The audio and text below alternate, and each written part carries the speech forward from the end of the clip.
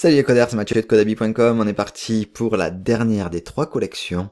Je veux parler des dictionnaires.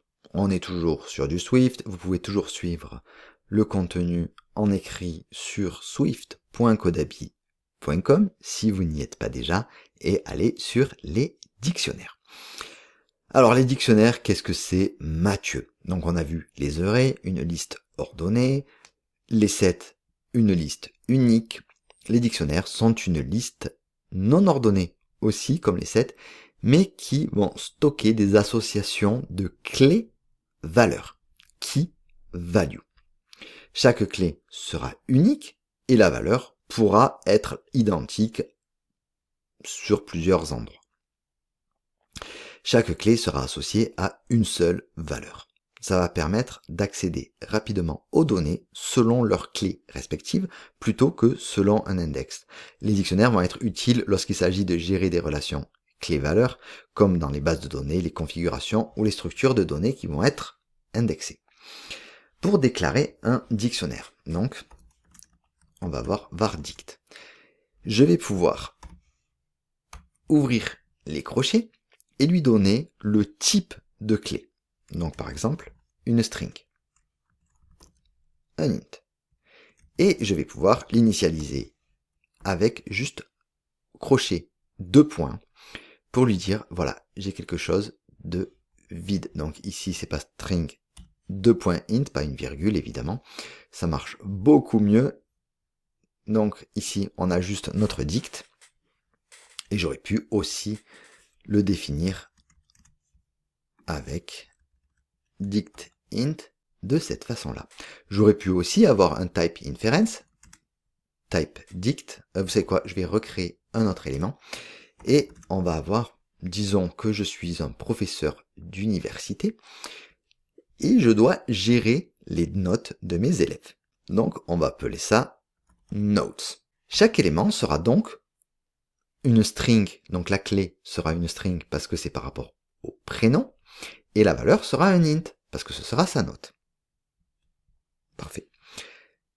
J'ai donc ici Mathieu. Mathieu, il s'en est pas trop bien sorti, et on va lui mettre 2 points.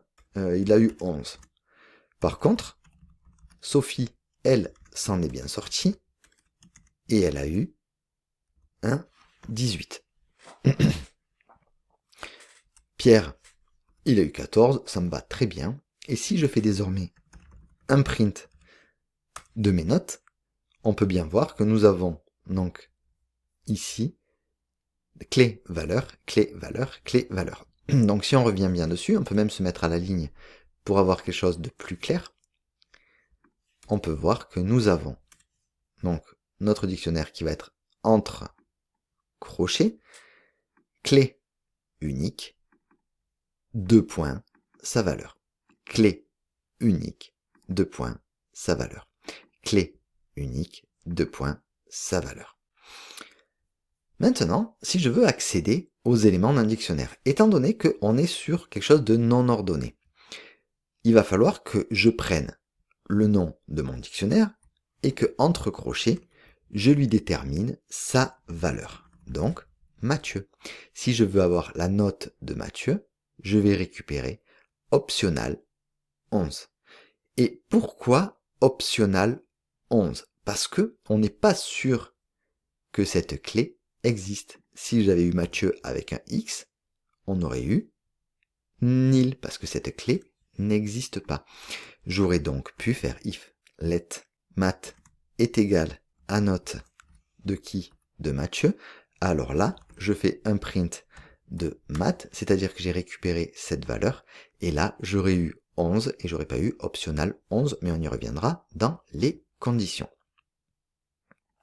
Voilà donc comment accéder à un élément d'un dictionnaire. Donc on va prendre le dictionnaire, entre crochets, sa clé. On peut aussi modifier un élément. Donc je vais prendre mes notes. Je vais prendre une personne, donc Mathieu. Disons que il m'a refait l'exercice et qu'il a été meilleur et que je lui mets 15. Si je fais un print de mes notes. Alors là, Mathieu a été modifié. Il a eu 15. Mais si la clé avait été Jean, alors là, Sophie, Mathieu, Pierre, Jean. On peut en conclure quoi? On peut en conclure que si on prend notre dictionnaire, quand on rajoute derrière une clé et qu'on lui rajoute une valeur, si la clé existe déjà, la valeur sera modifiée. Si la clé n'existe pas, on va créer une nouvelle paire clé-valeur. On peut aussi supprimer, évidemment, si on peut rajouter. Si on peut modifier, pourquoi ne pas supprimer? Je peux prendre donc mes notes et je vais faire un remove value par rapport à la clé. Remove value for key. Et si je fais un print de ma note, étant donné que j'ai supprimé Pierre, on devrait avoir Sophie, Jean, Mathieu, mais Pierre a disparu. On peut aussi parcourir un dictionnaire avec une boucle. Et là, je pourrais avoir for key value in notes. Et là, je vais récupérer une clé, une valeur. Sophie 2.18, Mathieu 11, Jean 15. J'aurais pu mettre ici une petite flèche pour qu'on voit la différence avec le 2 points. Super. Je ne suis pas obligé de noter key value. On sait juste que la clé sera le premier élément, la value le deuxième. For name. Et là, je peux mettre grade. Allez. Et là, je rajoute name. Grade. Et ça va nous donner exactement la même chose. Voilà. Et je peux dire aussi sur 20 pour être sûr qu'on sache de quelle note il s'agit. Je peux aussi avoir uniquement les clés. For, par exemple, ici, for keys in notes.keys.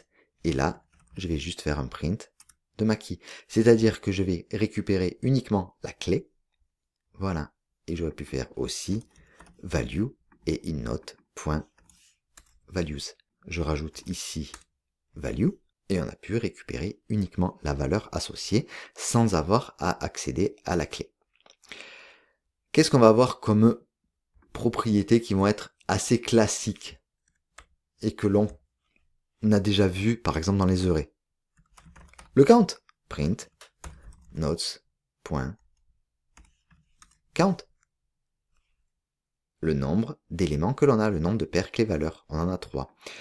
Est-ce qu'il est vide? False, parce qu'il y a 3 éléments. Par contre, dict, lui, est vide. On a true, parce que on ne lui a attribué aucun élément.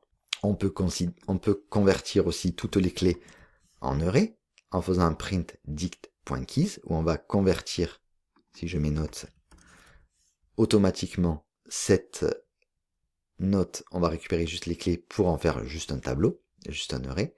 Et j'aurais pu faire aussi juste les values, et j'aurais eu aussi un array, un tableau qui ne récupère que ceci. Maintenant, on va revenir un petit peu en arrière. Vous vous rappelez, quand je faisais note de Sophie ou peu importe, ici, on récupérait un optionnel. Optionnel 18. Si je décide de lui donner une valeur par défaut, elle ne s'est pas présentée, alors elle a eu 0. Ça voudrait dire que là, on va déballer un optionnel, on va être sûr que soit ceci existe, soit la personne a eu 0. Par exemple, si Sophie avait eu une minuscule, elle aurait eu 0, parce que Sophie en minuscule n'existe pas, mais Sophie en majuscule existe, et on n'a plus un 18 optionnel, mais on a un 18 non optionnel. On peut aussi fusionner des dictionnaires avec other grades, qui sera égal à, allez, il m'a mis Pierre, Sophie, est-ce que j'en ai vraiment besoin de ceci? Non, hein, mais je vais me mettre à la ligne pour qu'on voit bien, hop, automatiquement il me les a remis, on va voir Jacques et Mehdi, Mehdi il a eu 19, Jacques il a eu 4, et si je veux désormais les lier, je vais avoir let all grades, donc toutes les notes, qui seront par rapport à note point merging other grades. Et unique keys with $1 pour vérifier si on a bien une clé unique. Donc on a bien Mathieu, Mehdi, Sophie, Jacques, Pierre. Si ici j'avais remis Sophie, il ne l'aurait pas remis. Il aurait juste mis à jour sa note. J'aurais pu aussi, au lieu de créer un autre dictionnaire, le merger directement depuis note. Donc note.merge other grades avec unique key, ok. Et je peux faire un print de note. Désormais, qu'est-ce qu'on va avoir? On va avoir bien notre merge qui a été faite, et j'aurais pas été obligé de faire avec ce unique key $1. J'aurais pu aussi avoir ici des accolades en disant qu'on va vouloir current, donc c'est la valeur actuelle, new, la valeur nouvelle, si on en retrouve une nouvelle en unique key, in new. Et là, ça nous aurait fait, hop, la même chose. Mais, si ici, on avait eu Sophie, alors là, Sophie aurait eu 14, aurait eu 4, parce qu'on a récupéré la nouvelle. Si j'avais défini current, on aurait gardé l'ancienne note. Et ça, ce serait une autre façon, en fait, si on veut, de garder la valeur de base au lieu de la modifier. Voilà, pour les dictionnaires, c'était assez rapide. On peut aussi les comparer, évidemment, si on veut voir est-ce que les deux sont égaux. Hein. On peut faire un print de notes est strictement égal à all grades. À votre avis, est-ce que c'est vrai ou pas, étant donné qu'on les a mergés tous les deux? Ben non, parce que ici, on avait regardé le current, mais si j'avais gardé le new, alors là, on aurait eu la même chose. Ouais. Voilà. Ce qu'on peut faire après, si on le voulait immutable, ben, on le met en let. Logique. On peut les convertir en array, mais ça, on l'a déjà vu en faisant les keys ou les values. Voilà, je pense qu'on a vu beaucoup de choses sur les dictionnaires. À vous de vous amuser et de vous en servir. Et nous, on va s'attaquer dans Swift aux opérateurs et on voit ça très prochainement.